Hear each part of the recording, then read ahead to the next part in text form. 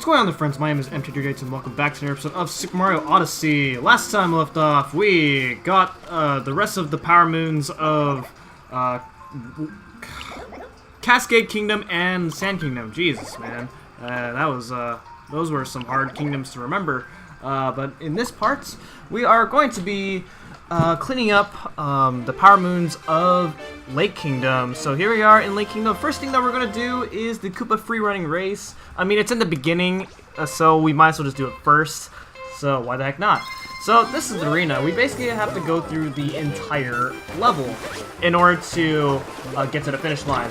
You can't use those stairs in order to sequence break to get to the finish line. So you actually have to do everything the normal way. So one of the things that these Koopas aren't doing is fast swimming. So as long as you know that, just do some fast swimming, and you can just go and you will just swim really fast, much faster than these guys, because these guys are doing normal swimming, and they're going out of their way to get air bubbles so that they don't run out of air.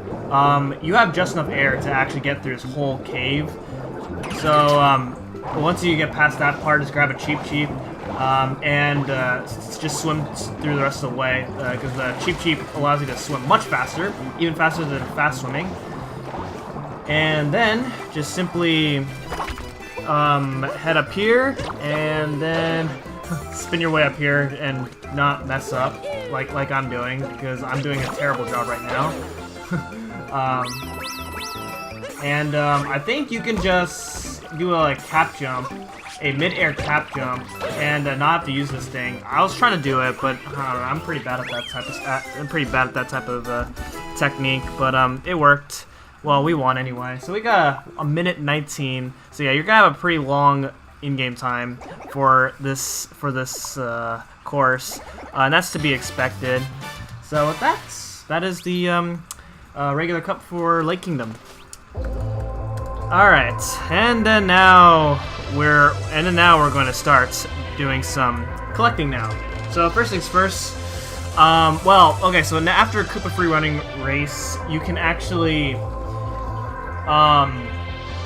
look through the binoculars, and you're going to see a floating, I think it's a floating Sphinx that you're going to see. So you just go ahead and stare at it, and you'll get yourself a Power Moon. The reason I'm wearing the cowboy costume is that if you go ahead and talk to this watch lady that I'm talking to, you'll get a Power Moon, because she likes cowboys, apparently. These three watch lady sisters they like a certain type of outfits. So the one on the right likes the cowboys, the one in the middle likes the pirate suit, and the one on the left has wants you to wear an outfit that we actually don't have. Or at least I don't have, so I'm gonna have to come back to that I'm gonna actually come back to Lake Kingdom as soon as I get the proper outfits in order to actually get so I can actually get that Power Moon. So that's one Power Moon that I am missing out, right there. Okay, so then if you go to the end of Lake Kingdom, you're gonna find Peach and Tiara there. Peach is in a bathing suit. You've never that's a first right there. You never ever see Peach in that type of outfit before. That's just something to point out there. Okay, so that is all the main Power Moons that we can get in Lake Kingdom for now. And now we're gonna go ahead and collect the Power Moons that are obtained by these Moon Rocks. So now it's time for the post-game moons. So yeah, there's really every kingdom doesn't really have a lot of main moons to get when you start to revisit them. It's only up until like after you beat the game where you can actually go like ground pound the moon rocks to get more access to Power Moons, and then there's a lot to explore. So the first Power Moon that we're going to get from the Moon Rock is by unzipping the top of the very beginning there, and a Power Moon is behind the bars. Then there is a bird traveling near the beginning of Lake Kingdom, and if you go ahead and just catch that bird, you'll get a Power Moon. And then the Master Cup is available. So let's go ahead and take on the Master Cup for the free running race. And once again, this is pretty much the same. As long as you do the same thing that you did last time, you should not lose, because this is literally exactly the same. The Golden Koopa doesn't really do anything fancy at all, other than just move just ever so slightly faster than the other Koopas.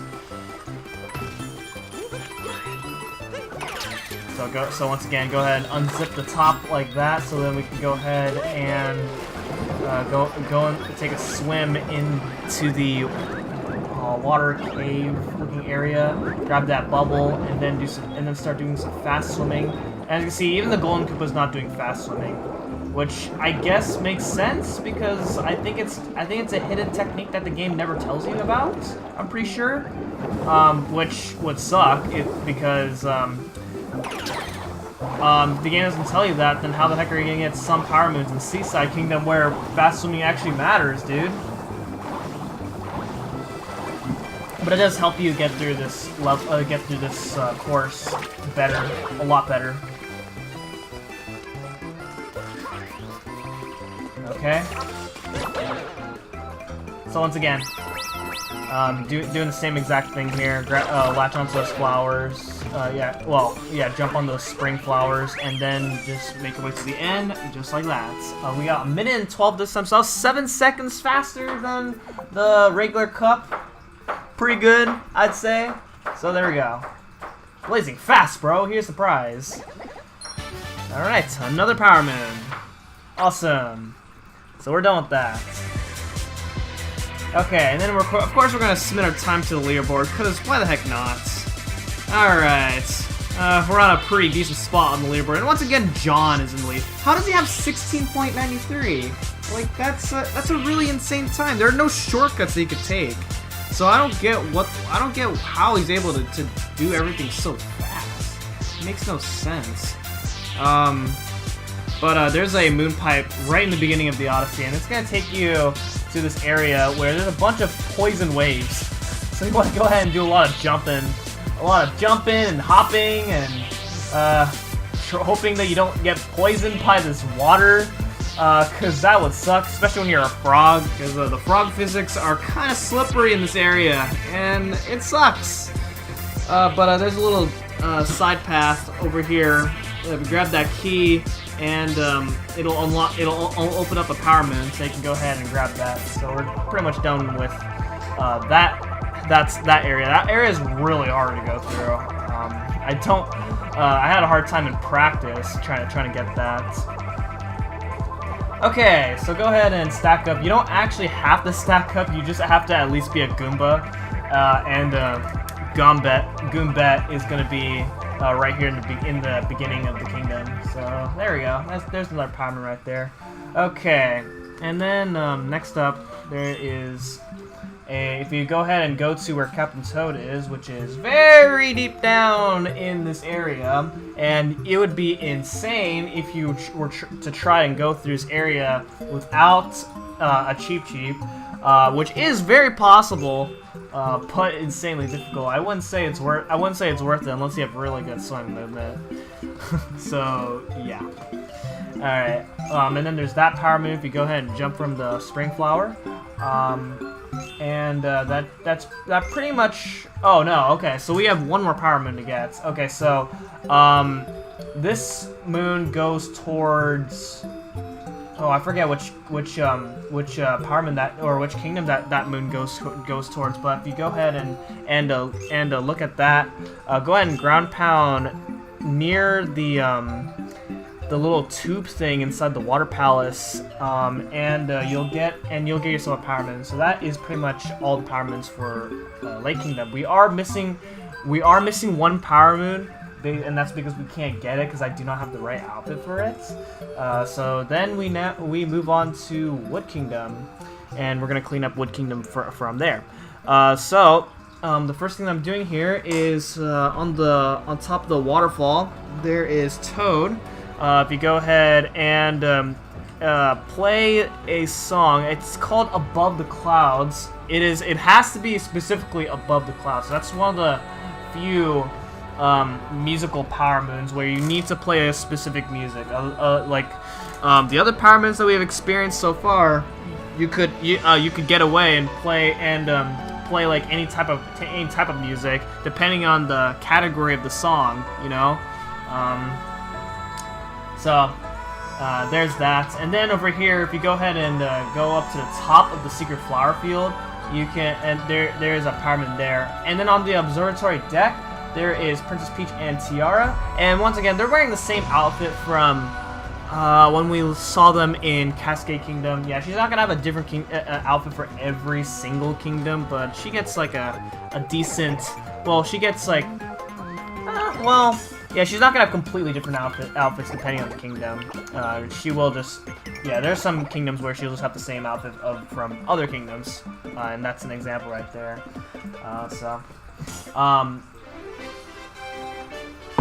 In the forest charging station, we have the Koopa free running race taking place over here. So we actually have to go. We have to take place. Well, the goal is to get to where we fought the giant piranha plant from when we first visited here. So we're gonna go ahead and do that. That sucks. I messed up there. That's not good. All right. You might have heard a little weird sound thing when during the countdown, and that's because I actually did reset the race. I actually reset the race a couple times because I did fail, and no, that doesn't count as a death when I failed, because there is clearly an option where you can reset the race if your run isn't going well. So that doesn't count. So do not call me out for oh, you're cheating your death counter or whatever. No, I'm not cheating my death counter. So there we go. So that's the regular cup in 45 seconds. Pretty good for that particular route. But when we do the Master Cup, it gets pretty ridiculous, and I'm not looking forward to it. The shortcut that I did in the beginning is one of the things that you're gonna have to do. Alright, so that is all the main moons there. There's actually one power moon that I am missing in Wood Kingdom, and that's through a secret passage that I actually never went through, because I didn't remember that at the time. I did it in I got that power moon on my main file, but I never got, for some reason I never got it throughout the Let's Play, which is kind of weird. So in one of the kingdoms, I'm gonna have to keep that. I'm gonna have to find that place. Anyway. Now it's time to find Powermans from the Moon Rock here, this kingdom's Moon Rock. So let's go ahead and do so right now.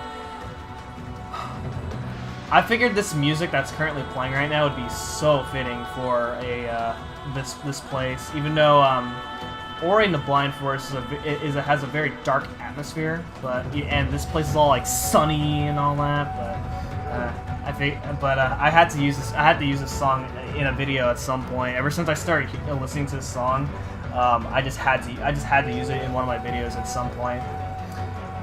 Anyway, there is a moon pipe near Iron Gate or Iron Road, and it'll take you to this area. This area is filled with a ton of bullet bills, so you gotta go ahead and go through this area quickly. Grab that key, but we're not done yet. If you go ahead and fall down here.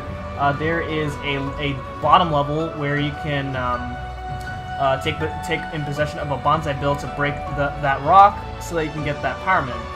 And then we of course get the Powerman that is opened up from the key that we got in that area. Okay, so if you go ahead and take an Uproot, which is what these onion things were called. Thank you to someone who mentioned it in the comments. That these guys are called Uproots, which is a really weird name for these enemies, because they look like onions to me. So I don't know. I just call them whatever they look like to me, unless they actually know what their names are. Yeah. So there was a power moon from like before this little maze area, and then inside this maze area are moon shards that we can go ahead and collect, and then it'll reveal a power moon. There we go. And then near this area there is a bird flying around. It goes around Iron Road and the observatory, the Sky Observatory. You can chase it to the Sky Observatory if you want, but I just camp out over at the end of Iron Road because that's the easiest spot for me to get that bird. If you take an uproot over up here near the path of the Sky Observatory, there is a Bonneton that wants to research an uproot. So go ahead and take possession of an uproot, take it to that Bonneton, and you will get a Powerman. Then on the Sky Observatory, we have this mini boss. It is called a Yufu, which is a really weird name for this type of thing. This thing's really hard for some reason. It shouldn't be hard, but I'm making it look hard so far. I don't know what's wrong. I don't know what's wrong with me, but oh man, this is not looking like a good fight. Yep, I died. Oh boy, I don't think I've ever actually died to a boss. I mean, I don't know. Do you consider this to actually be a boss fight? It's more of a mini boss, not like an official boss or whatever.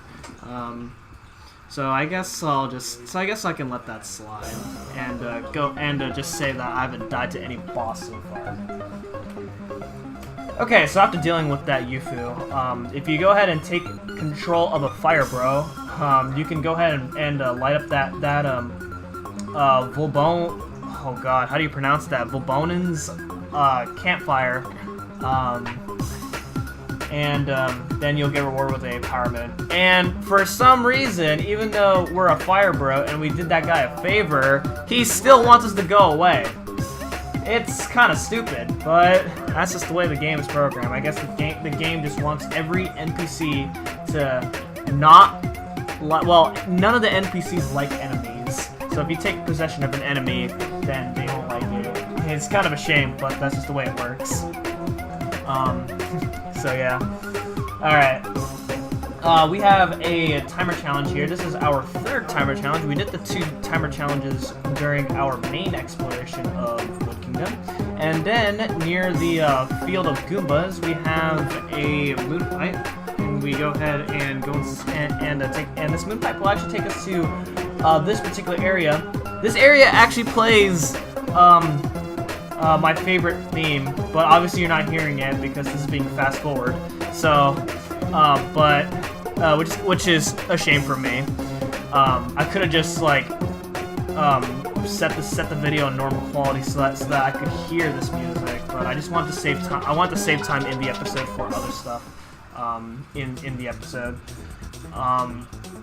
So we're actually not done with this area because there's actually, if you keep going past this area, there is another sheep that we have to go and herd, and this one's actually hard.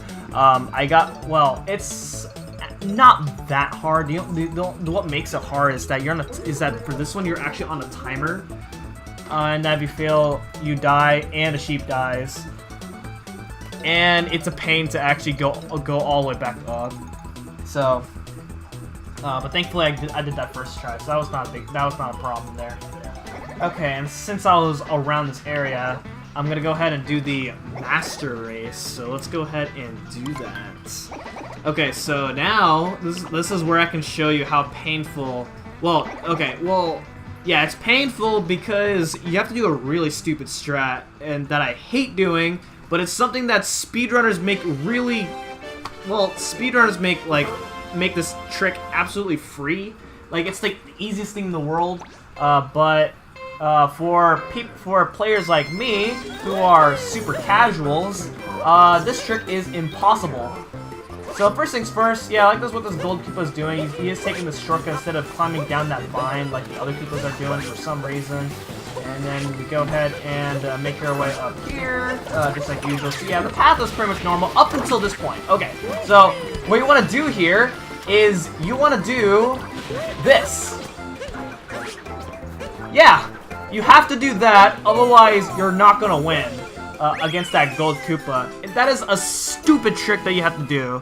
And that I got really lucky and did that and got that first try. But it's extremely stupid. So yeah. Thankfully with me getting that first try, that is one of the hardest power moons in the game over with, or at least so far. It's one of the hardest moons in the game. How does this guy get 17 seconds? Oh my god, this guy has no life. So with the hard stuff out of the way now, we're gonna go ahead and start cleaning up the rest of the moons here. First things first. There's well, okay. No, I keep saying first things first, even though even though I'm not doing these things first at all. There are a couple power moons that you can get by using Glide on. Glide to that nuts that I glide to earlier, and then there's a crate that you have to go ahead and glide to as well. That platform that you have to glide to is really small, so you have to be very precise with your landing. Okay, and then we have to collect these notes here. These notes are pretty fun to get if you know how to do it right. Obviously, I don't know how to do it right. You have to have really good rolling movement in order to get all those notes very well. So there's that power moon. And then for this one, you have to use an Uproot in order to hit those hidden blocks that I just hit in order to get that. And then our last two moons that we're gonna go ahead and get are in this moon pipe over here. That's right by the secret flower field. And this area here is kind of interesting because you have to go across an invisible pathway. And you can tell where the pathway is because the piranha plants are shooting out poison, the poison stuff, and the poison stuff are are spreading on the invisible path. So you can use those as reference, but you also want to clear it that way you don't get yourself poisoned. And I'm doing a pretty bad job at